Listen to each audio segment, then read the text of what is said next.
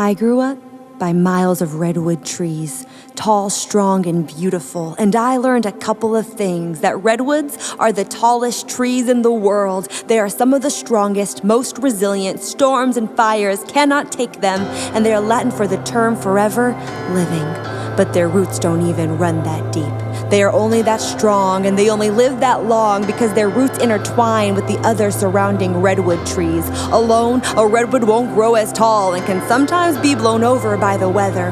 But in a forest of redwoods, underneath the soil surface, there's millions of roots connected, for they are better together. And when I think of these redwoods, I think of us here. I think of how often we try to go through life by ourselves, the times we've been hurt, the times we've been left, the times we've been damaged by somebody else, and so we decide that we are just fine all alone. But God says that's not what I created you for.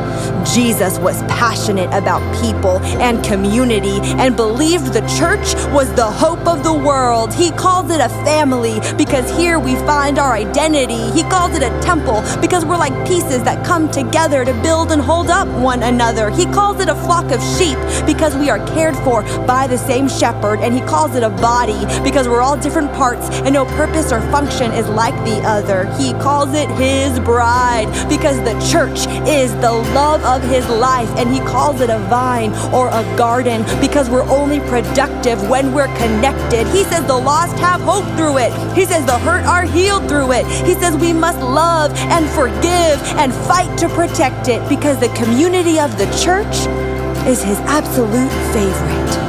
Jesus said, I will build my church, and the gates of hell will not prevail against it. Much like a redwood forest, we need each other to survive. We need to hold on to one another, intertwine, to stand firm against the trials of this life. The gates of hell will not have the victory when we are the church God wants us to be. So let's be redwoods. Alone, they can't do much, but together they are miraculous. Together they are brilliant. Together they hold each other up, so no storms, no hell can take them. The church, the bride, the body, the temple, the flock, the family, the garden, the forest of redwoods, whatever you want to call it, God says we are better together. So no matter the weather, fight for it.